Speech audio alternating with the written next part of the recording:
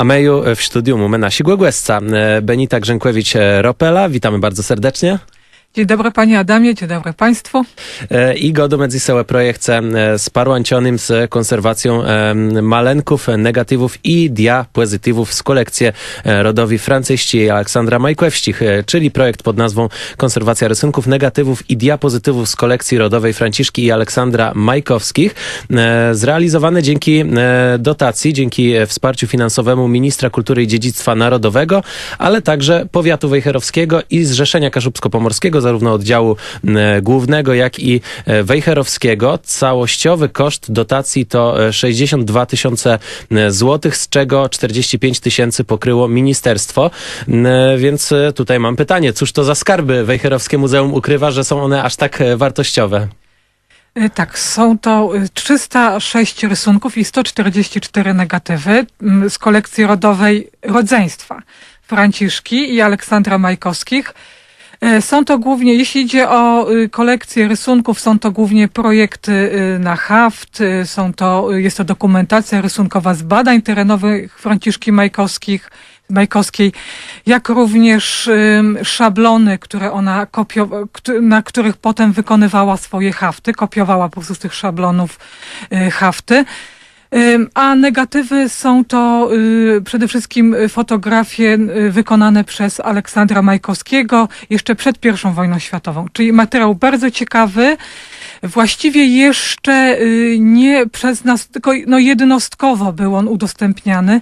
Znaczy właśnie ze względu na to, że był on w złym stanie zachowania. Obecnie jest w konserwacji, ma do nas wrócić ten cały zbiór niebawem, bo 15 grudnia liczymy, że już będzie w Wejherowie. No właśnie Aleksandra Majkowskiego głównie znamy jako literata, jako przede wszystkim autora Życia i przygód Remusa, a tutaj okazuje się, on też był fotografem, prawda? Tak. O tym też pisze profesor Józef Bożyszkowski w jego biografii dotyczącej Aleksandra Majkowskiego, że także wykonywał fotografię podczas swoich, takich można powiedzieć, podróży po Kaszubach. I czego właśnie dowodem jest ta kolekcja, która się znajduje u nas w muzeum. Czyli widzimy, że zupełnie blisko nas jest wielka historia, która jeszcze właśnie ze względu na jej stan nie może być udostępniona szerszej publiczności. Natomiast kiedy mają wrócić właśnie po konserwacji te wszystkie skarby, których miejsce jest właśnie w murach muzeum? Tak jak wspominałam, 15 grudnia z pracowni w Szczecinie te obiekty mają wrócić już do nas do Wejherowa. Tutaj będą też nasze takie zabiegi, chcemy jeszcze zdigitalizować ten zbiór i potem oczywiście udostępnić w postaci wystawy, dużej wystawy poświęconej Franciszce Majkowskiej, którą tą wystawę planujemy na wrzesień, październik 2017. Ten 2017 rok w ogóle upłynie pod znakiem kilku rocznic ważnych wydarzeń, przede wszystkim wydarzeń związanych z haftem kaszubskim, z Wejherowską Szkołą Haftu. Jakie to wydarzenia? Ten projekt, który właśnie napisaliśmy tutaj do ministerstwa, jesteśmy bardzo tutaj wdzięczni wszystkim podmiotom, które jakby sfinansowały ten nasz projekt, właśnie koncentrował się wokół tych rocznic, tych jubileuszy. Otóż w przyszłym roku obchodzić będziemy 50. rocznicę śmierci Franciszki Majkowskiej oraz 60. rocznicę założenia Wejherowskiej Szkoły Haftu. Tutaj też trzeba wspomnieć, że to właśnie Franciszka Majkowska założyła Wejherowską, czy była, muszę powiedzieć, prekursorką Wejherowskiej Szkoły Haftu. Stąd też tutaj ten cały nasz taki projekt wystawienniczy, bo on jest dosyć duży, bo my się tylko nie koncentrujemy tutaj na tym wydarzeniu, które ma mieć miejsce w październiku, ale i również wcześniej. Zaczynamy właściwie od kwietnia z wystawą, którą realizujemy wspólnie z Muzeum Kaszubskim imienia Franciszka Tredera w Kartuzach. Bo tutaj trzeba wspomnieć, że Franciszka Majkowska była również związana z Kartuzami, przepraszam. Mieszkała tam przez wiele lat i tutaj właśnie wspólnie z Muzeum w Kartuzach chcemy zrobić taką wystawę, która ma być wystawą objazdową, ma być to wystawa planszowa. Również z Muzeum w Kartuzach chcemy wypożyczyć na naszą wystawę tą październikową hafty. bo tutaj chciałam też zaznaczyć, że my posiadamy całą tą kolekcję projektową, jakby kuchnię Franciszki Majkowskiej, tak bym to nazwała. Natomiast Muzeum w Kartuzach ma hafty, czyli ich wyszywki. Czyli u państwa w Wejherowskim Muzeum jest to, co było jakimś warsztatem pracy takiej projektowej bardziej. Tak. Tak jest. No i z tego wynika właśnie współpraca z Kartuskim Muzeum. Właśnie tutaj chyba Franciszka Majkowska jest takim łącznikiem. Natomiast kolejną sprawą jest też koło haftu kaszubskiego Tulpa, które funkcjonuje w Wejherowie. No i właśnie przed nimi też ważna rocznica. Tak, klub hafciarski Tulpa będzie obchodzić 20-lecie założenia swojego koła. I również w czerwcu będziemy, jak zresztą co roku, będziemy organizować wystawę pokonkursową.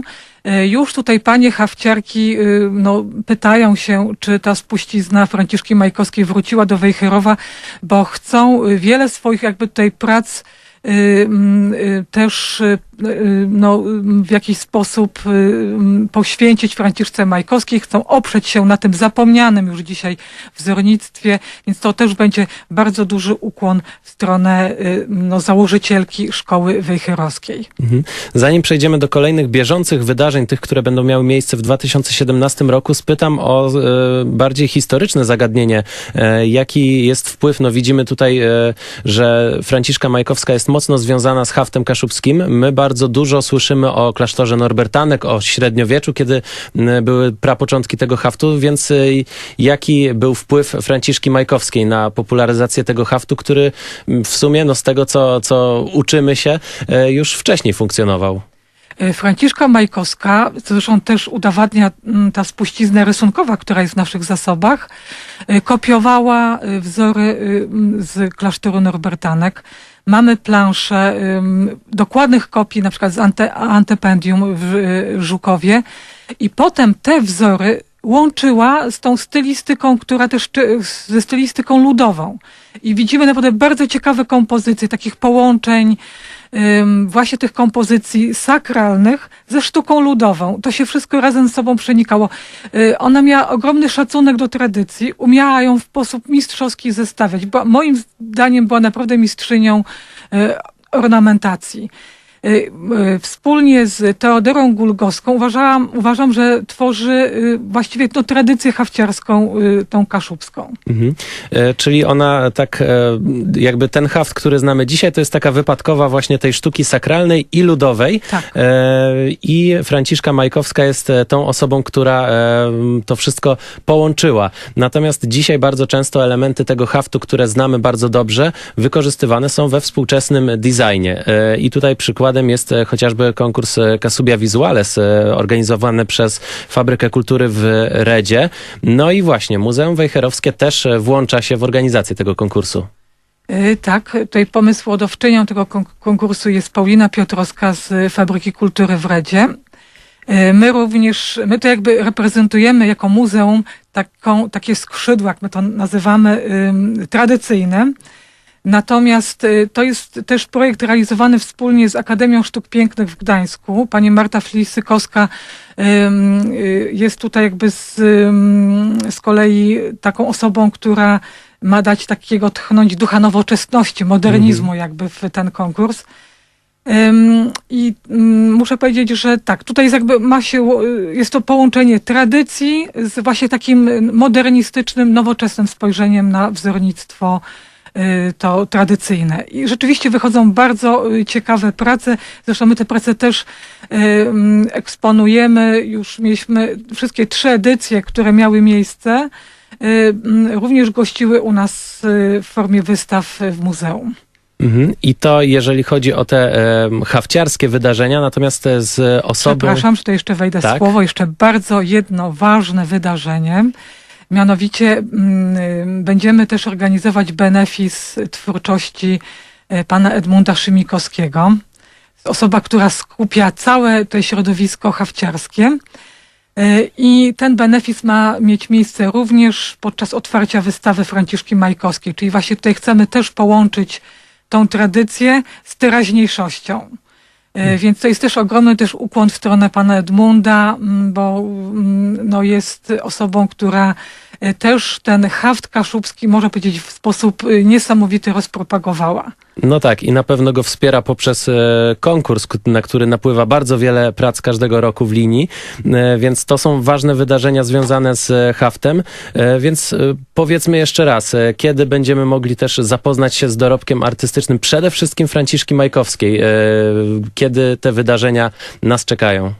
Więc zaczynamy już w kwietniu wystawą planszową, którą organizujemy wspólnie z Muzeum w Kartuzach. Następnie będzie wystawa pokonkursowa klubu Tulpa, także jubileuszowa, już to będziemy obchodzić 20-lecie klubu. Tutaj już kolejna wystawa, to będzie wystawa też pokonkursowa, już będzie 4. edycja Kasubi Visuales. Następnie duża wystawa poświęcona oczywiście Franciszce Majkowskiej, połączona z benefisem pana Edmunda Szymikowskiego. Czyli muzeum jest tutaj taką instytucją, która łączy to, co było z tym, co dzieje się obecnie, nowoczesność z tradycją. A godumec ise z Benitą Grzękłewicz-Ropelą, tyś jesme resele tyma konserwację malenków, negatywów i diapozytywów z rodowi kolekcje Francyści Aleksandra Majkowścich. To wydarzenie na pewno tutaj, ta praca konserwacyjna na pewno tutaj też przyczyni się do tego, żeby te wszystkie wydarzenia nabrały głębszego sensu przez to, że właśnie tutaj mamy te przedmioty o wielkiej wartości tak naprawdę dzisiaj. Przypominamy, jest ta renowacja czy konserwacja dofinansowana z Ministerstwa Kultury i Dziedzictwa Narodowego, a także z pieniędzy Powiatu Wejherowskiego oraz Zrzeszenia Kaszubsko-Pomorskiego. Dziękujemy bardzo serdecznie. Dziękuję również.